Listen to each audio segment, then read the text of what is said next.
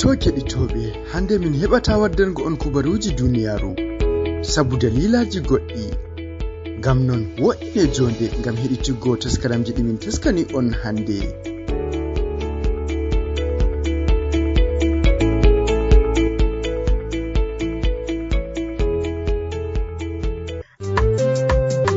Mino ka wala ko min poti min mbi'a on arti on timmini Kode Radio International kam sey yettore tan, sey yettore. Allah accu on, Allah wallu on, Allah hawtu hoore meɗen, Allah wallu ɗemgal fulfulde be pulako. Kode Radio International waddanta on taskara faamu dina maɗa. A'udhu billahi minash shaitanir rajim. Bismillahir rahmanir rahim. والصلاة والسلام على أشرف المرسلين سيدنا محمد وعلى آله وصحبه ومن تبعهم بإحسان إلى يوم الدين. رب اشرح لي صدري ويسر لي أمري واحلل عقدة من لساني يفقهوا قولي. وبعد ummatore julɓe heɗitotoɓe taskaraji Kode Radio International e gonɗon fu e gonanɗon fu ne gontirɗon fu. Assalamu alaikum wa rahmatullahi ta'ala wa barakatuh. Miɗo welano en kayruji duniyaru e lahira. Taskaraji jawtiɗi laatake ɗo garana en mana naneteɗi tan. So jomirawo muwi taskaraji gonɗi yeso ɗo garana en e dow taskaraji laareteɗi naneteɗi. Accu taskara andu dina maɗa fuɗɗa iga RCC mana iga fuɗɗama. Tonno en jangini no jande feere feere en gaddi ko ɓuri handuki fu mbi'en e nder ko larani bano shani diina meɗen. En noddi, en kooli, en tindini, en poɗi noppi, en kolli ko handi sappeki fu e nder ko darani bano diina meɗen. Accu taskara faamu diina maɗa hota maho e gales fuɗɗira e ga andal anduki jomirawo malli bo mbi'en jomiraɗo e ɗemgal fulɓe woɓɓe, ko bo mbi'en geno kanko woni jomirawo. Ngam ma faren yeeso nde laati waylitaki tafarle zamanu kolli wiigo en mbawa e waɗuki taskaraji ɗin e laareteɗi naneteɗi wona naneteɗi tan. Ummatore miɗo salminanu on, miɗo weltano en kayruji, miɗon ñagano en geno moƴƴo dow o feshinana en gurdanji meɗen, o helano en ko kulten fu, o waddana en mboɗi e ɗum woni fu e nder moƴƴe maako. Keɗitotoɗo taskaraji Kode Radio International, to yejjita e taskaraji goɗɗake jarino har ko darani bano nder julde, amma bane mbimi ɓawo accu nguyten iga aram kam fuɗɗiren nde bane mo yayal Qurɗubi wi a ilam bi anna awwalal wujubi an ta'rifa rabba min al marbubi wa anna lil kalqi ilahan wahidan laysa lahu fi kalqihi mu'anida. Ngol hangol woni aran ndewlo ɗum ɗon anduki jomirawo, anda tawhid, anduki jomirawo. So a anda jomirawo noye ndewirta dewal ma noye latoto to laatake a anda jomirawo, moye ndewata ta anda jomirawo. Woɓɓe koori anduki jomirawo ɗum hunde goɗɗum ko laati bano fina tawa, mana julɗo fu andi Allah. E to non kam dañaɗo julɗo ɓi julɓe fu tawa e ɗum nodda inde jomirawo ɗum wi'a Allah, ɗum wi'a jomirawo cuuɗi maɓɓe. Kanko bo tampata wiki jomirawo, ngam na mo wodi noppi, mo wodi noppi, o wodi honduko. Noppi maako nani, honduko maako bo wolway, amma to hunde woni kanjum woni waru wi'umin moye woni jomirawo mo ɗum wi'ata o. Allah on noye ɗum andirta mo, an noye andirɗa mo, andal maɗa e maako ne woni an kempe andal maɗa noye dariɗa e toye dariɗa e dow anduki jomirawo. A andirimo bana andal gite darki gite maɗa gimona. A andirimo no kine maɗa lumnake nanimona. A andirimo ɗemgal maɗa mettake nanimona. A andirimo ɓandu maɗa jungo ma moyti nanimona. Ko a andirimo hakkilo maɗa. Ɗi kanji wonte ƴamal meɗen. Laataki wiigo jomirawo andirtake gite, jomirawo andirtake kine, jomirawo andirtake ɗemgal, jomirawo andirtake moyte nane, jomirawo ɗon andire hakkilo.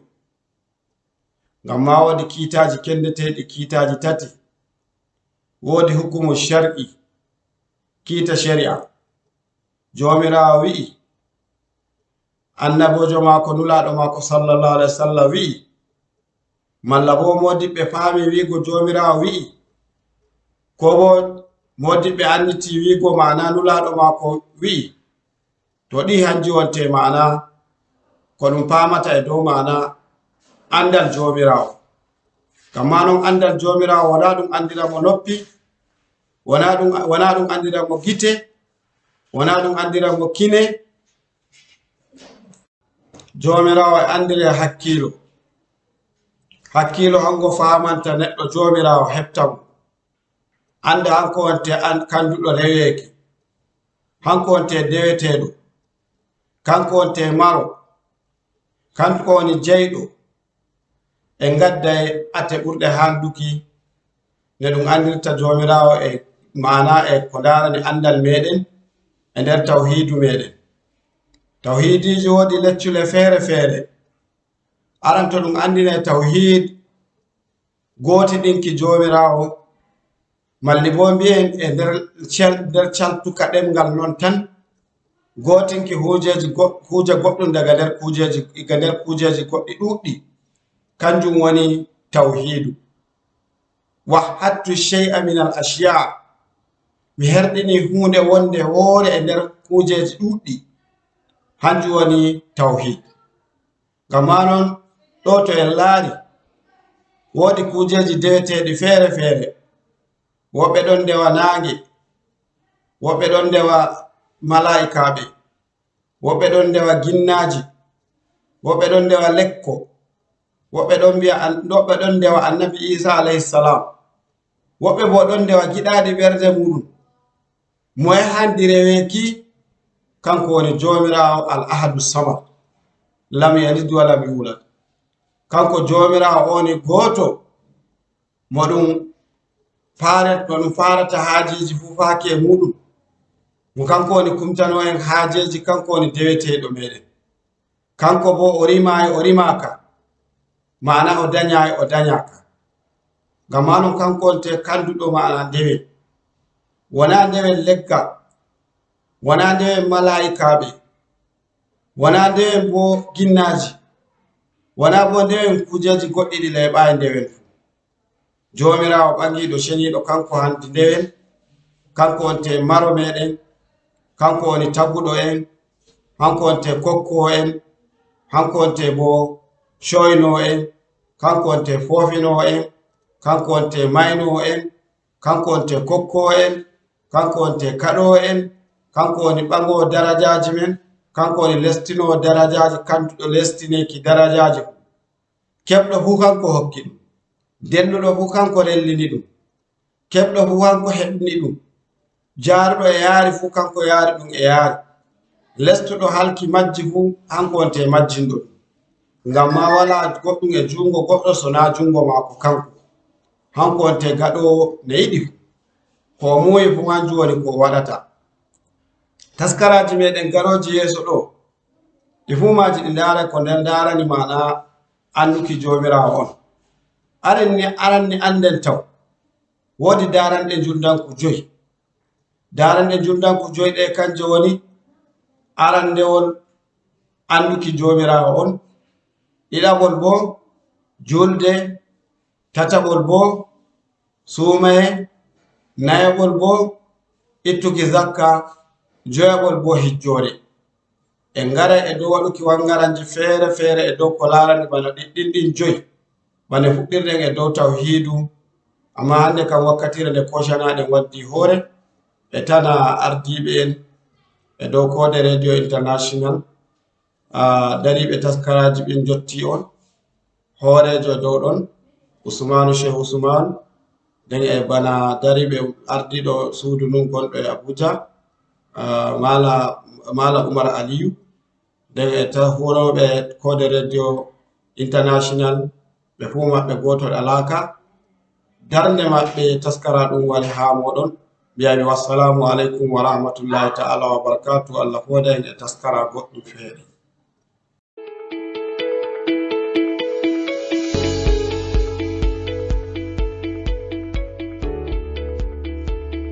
to keɗitoɓe hande min heɓata waddango on kubaruji duniyaru sabu dalilaji goɗɗi ngam non wo'ine jonde ngam heɗitiggo taskaramji ɗimin taskani on hande.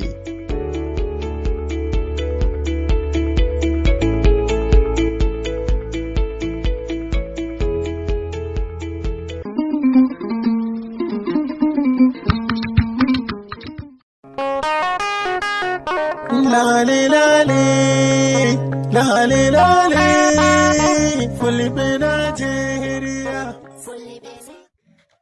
Yafinana Allahu aka don hurto jara ken aba. Ba jara ken. Bandu ni Kenya e hande Kenya kulli yawmin de sauki wala sawai Allah iri dum ben yau. Derno dum fasilo der.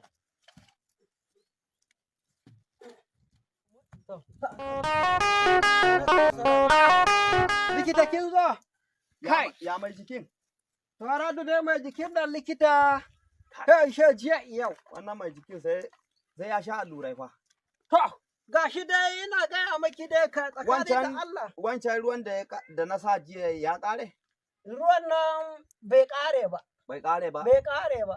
To ba na ce idan ka sa ya kare a ɗebo wannan ruwan rafin ai mai kyau ne.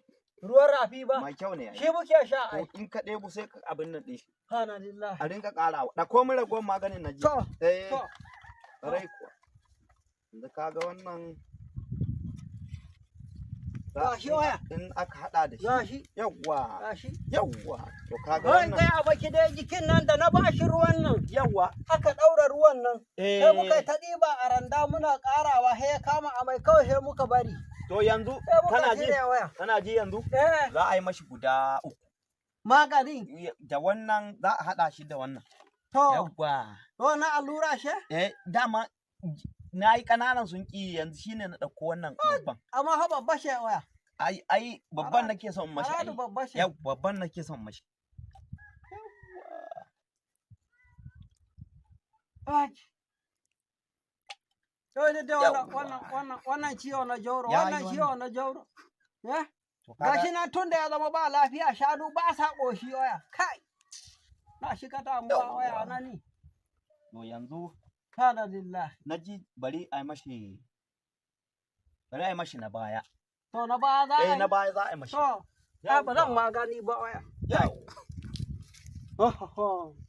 Yawwa to ka raji. To. Yanzu wannan. To. In zuwa da yamma zan dawo. To za ki dawo? Sai a ci gaba. To ana ga kuma yana ta makyarkyata waya. Zai daina zafin alluran ne. Zai daina. Kai! Zai daina. Likita ni fa tsakani da Allah wannan abu ni fa na rasa yadda zan yi a rasa. Zai daina. To zai daina? Zai daina. To. Yarai ku. To da yamma za ki dawo? Zan dawo da yamma. To. Saura 40,000. Saura 40 kenan. Yau ka ga 100 kenan. A'a. Kai share. Kai marabba. Kai noy mu bandu do. To bandu dai. Kai dai dun jullo wiya ikoydu. Amma bandu do ashe hajjoni. An nan da goɗɗi mete ji. Di kaurai. Anani ko.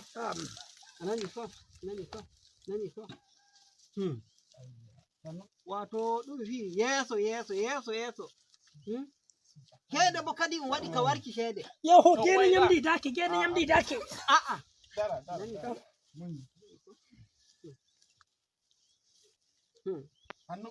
Hannu jauro. Sanu Jauro. Wai ko ƴamaimi. O yarama asibiti? Ɗo likitajo on nottoyi. Kauren ragorde mo faɓi. Kauren ragorde mo faɓi. Kauren ragorde mo faɓi. Anani ko ragorde mo faɓi. To hanjum woni ɓernde nde. Mi wima ka nana daga o hokki nyawɗum nayi ɗiɗi karata. Dafta Barau on noddoyi. Jauro alalli. A andi Dafta Barau ay ko? To Dafta Barau. Ra asibiti makko ɗo ta yaha e lumo to ko natta gari ra asibiti ɗum ɗo hon. Ladde yuga, ladde yuga. Anani Dafta Barau ko. Anani ko? Ra iri leɗɗe ɗe o waddanimo ɗon. Toɗe. Haɗɗe ɗon. Yo peshare mi kam an a wawa sodoki magani na'i ɗum ai kama na'i magani. Yo min o wiyan shembitti to daga o tuhimo kiranmo ɗo hon. Gal batangal kangal en tuhirimo? Mi yente Anani. Pushotiku. In heɓi o ɗanake. Yawwa. Ɗanake. Allah hoyni. Amin. To ai peshare. To. Mi ƴamima o yarama asibiti wai sai biɗa likitajo. Likitajo. Tunde nyawɗum woni. Mi kam mi nyande wi o yamaki mari mi rarimo sanna ai idama ma. Koy ɗum makko. Imo woso. Tun sannan mbimami in hoccamo yaramo asibiti. To amin da gimi in hocco waddamo ɗo ɗum. To ko a yarimo ton ɗum nani hamɓe. Joni ngal batel kangal in tuhirimo. Kudi o warina o tuhimo. Tufamo subaka tufamo asira. To o likitajo go yiyaymo. Yiyamo. Dara. Joni dara mi hota wuro mi hocca mashin mi hocca likitajo. To goɗɗo likitajo to ɓernde go. Asibitin farata. To tanan shede min ni kam. Tanan shede min. Salimu. Salamu alaikum. Alaikum salam. Marabba mo. Lale. Wa on Dafta Bammiyo? Ko Allah kai marabba. Lale. Ai dai minun ko min fidata. Ai suka firata e bandu ni. Suka ai mo ɗo hon waka nana. Hudu du heƴaniyam. On kocco likita en ne darimo. Mi hoccoyi. Ɗum likita en asibiti o fara. Mi hoccoyi. Hokkal lekkikin ɗon ge. Mi hoccoyi Dafta Barau. Ɗum hon jiita. Wari darimo hande balle joweeɗiɗi. Waddo e batangal. Hande en beli wa iri kilekki. Raru de. Dottijo. Nam. Yo wai inga waranimo. Kanga en tufirta o hoto wari en tufa subaka. Ai de o wino e mo tufamo e pamaro o wi wai ko e pamɗi. Kadi ɗo lekki kin. Ɗon lekki kin tufarata. Waranimo. Ai o suka wali balɗe no ene. Hande balɗe makko joweeɗiɗi. Ɗum hokki lekki en tuwatamo. Denno mo tufaynomo hokki to kosi ki yaraki. To kadi gaɗa ɗon de o yi deño ɗum ni ɗum salake o wi to o sakito to bate o sakito lekki. Kanjum o sakito e ki. Ai to o tufimo to mi nyallay durwo. Yaho, sabbal do dai. Dottijo arara sani ninna kalallay. Hayne nana o wi o enta puccu atiku. To dottijo ki wai inkinai in tuhimo. Na'i dai. Inkinai hande rara nan fa. Na'i dai. Inkinai a tuwata nayi ma yo. Yo sukaɓe tufata ay min kiyale kiyale. Kuno ginta jangirde. Ɗora heɓtanoyki ma. Sukaɓe maɗa no i wuro ngo. Sukaɓe to raɓɓe ɗon ni Ai wala mo gaɗɗa to jangirde. On nodduwa kaaɗo ko anda goɗɗi ko bonnana on sukaɓe. Subhanallah. Ɗum lekkinayi. Lekkinayi dai. Lekkinayi. To ayi ko. To waɗi de gaske o heɓa himmaji. Ni dai na ɗum ɗon i watta. Ni ɗum e mata yin waccata dow. To wai likitajo o imo waro ko o waroyta. O wiya o soɓɓoyto alasara. To alasara o soɓɓoyto. Amma foda mi yiɗi yikimo. Yawwa joni an likita ga Allah in amana. Na'am. Yawwa ga Allah huko hani wada. Ɓe keɓtata. Ɗum waɗanta en on. O heɓtata dottijo tawan. Min dawo. Ya mai jikin? Jiki da sauki yoya. Dottijo ngo dabto. Anko daga to waroyta. Kanko daga ɗo ta natta lumo ɗo lumo barauki ɗo. Mai jiki yaya da sauki? Da sauki. To. Daga ina ka fito? Kai ne ke duba mara lafiya? Ni ne kwarai. An ce ne jiki ya ishe ne na ɗauko babba. Ka ɗauko babba? Yawwa. Wannan shine babba a likitancinka. Kwarai kuwa. To kai dabto wai wannan ma maganin na mutane ne ko kuwa? Maganin da baka ga hoto wannan abubuwan suke damun mutane. Dabto irin shi ne muke sa ma shanu fa. Lalle ga hoto. Tambaye ka, ka mu ga maganin nan. Ka mu gani? Wai da wannan kake sa? Duka sai ka cika. Da shi yake huda shi waya. In ya huda he ta makaranta ina ne? Na yi makaranta na? He ka mun kure. Ai gara ka faɗa man ne. Na yi makarantar jami'a ta wato ABU wadda take Yola. To. Daga nan na gangaro na yi digiri na a secondary wato abin nan diploma na abin nan Kwango Zaria. Daga nan na yi masa tsina a abin nan Naziri da ke abin ba ma sai na abin nan ba. To anan na yi masa tsina a Malam wai ina ma takardun karatun ka mu gani. Wani takardu kuma? To ina aidi kan na aikin ka. Yana gida. Wai ko jidda bi. Tijo fa wari ma fa kawai. Bi ayin ga bogi ga wari ga wara ko wai me yake sanyi ne? To Tijo. Ya kin zo kin kashe mini yaro. Ya samu sauki dai. Me kake ji? Ya samu sauki. Ai millaji ko min tiwi ta tan wondo tsoro do watti sukaade mon jangirde ko wari hu on kette. To ayin on noddi dabto bogiwa. Ga wannan yo sukaade. Ga waranta suka anda. Ga warai mo ko ga wari mo. Ai ga waramo taw joni mi hoccamo mi yaramo en kulo e makko. Yaramo no wodi. Ni ban kashe to wallahi ko mere ai ko ga nyamiyan 100 he to mi fi shede. Ga nyamma 100 ko ga nyami. Na afiyai. A'a. Allah bodejo waddi sukaɓe moƴƴineɓe iri ɓe. Allah kamɓe kawai ɗaɓɓitoyta amma joni a hani ɗan keɓa wai kana ji malam shikenan ni ho ban iya fillanci me yake cewa ne a'a ba matsala amma muna son mu gana ne da kai kakka tafi ka dirti ambo dirti ton gaɗa kama a hotai wallu kama a hotai ambo mi heɓa jayri wisanga le mu janga ni na ji tan wannan ya rike sanda warabba to non waɗi likita mi hocco inga nyamanayan shede ashe inga bogi anani ko amin daga gimi kile mi andina likita raho bate den tuwai no mo denno he o wiide famdi hede naki o yotti wadani mo batal daga don giida bandu makko feewi bandu do feewi wallahi bandu makko joni ka alhamdulillah kadi o wi o yaray mo to hon asibiti makko wato nga bogi ai pesare ado piki tazimi ngabi waka nana ranga nyamani ya don huna kanji woni kawai joni shawara ɗum hokkai mami sun nder sukaɓe maɗa ɗum latti wi'a a waɗi goɓɓe jangirde ko yo ko ga ɗum woni wurtorde ma ko ga ɗum dole ɓe amma tokkukinga yo hunɗume anni heññanima ko ga ɗum dole ɓe ummo yawwa to fulɓe meɗen hani wi'a ɓe gaɗa koyi iri joni o de o wari banda na o wari joni da a wodi nder sukaɓe ma janguɗo ko e likitanci ɗum magani en ƙwarete to ayi joni a shawaki o da in ɓiɗɗo maɗa wallahi min ayda o jaɓay ma joni da ɓiɗɗo ma e ciwtotoɗo ma wara ma baba on jaɓay ma hokkayam wallahi warta ɗo rokkumamo to toye amɓe ma e toye ɗum ɗum warta darasi meɗen musamman fulɓe ko wangata ɓillaji iri ɗi ɗuɗuɗi to leƴƴi men ɗi fulɓe Sokiraɓe bandiraɓe gaɗon ka heɗitaki bidiyoji amin to Kode Radio, Kode TV. Gaɗon subscribing nyaol lenguru kala de min ɓili bidiyoji amin fu on gi'ai inchallah on gettama.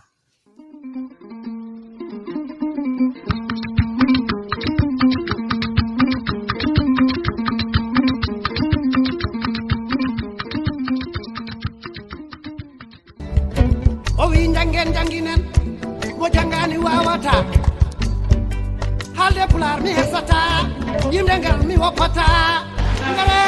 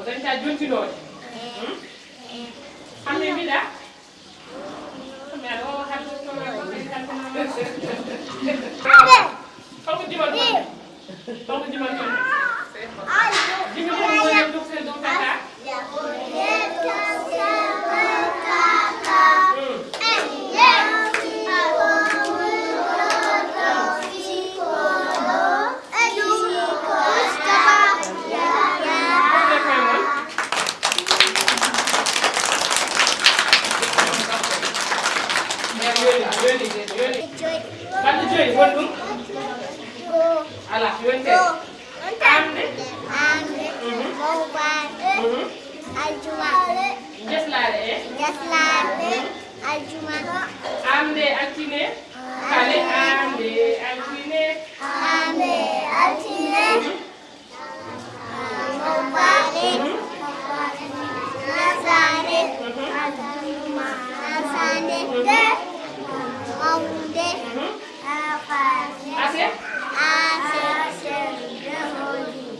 wonde hoore asa ko hoore biir ko reedu man ko heedu ko ma bi fa den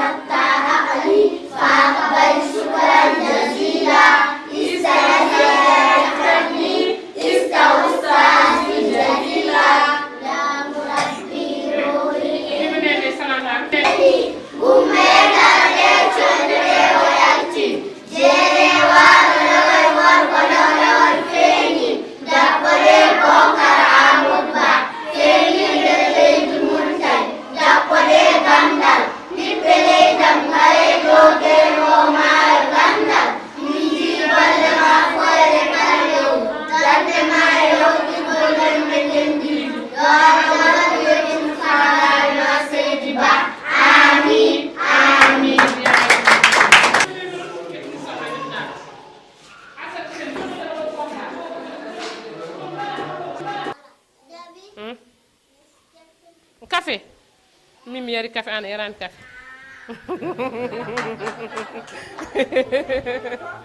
ndeysaan o wawa haalde o wawa c'est maintenant qu'il a commencé de parler un peu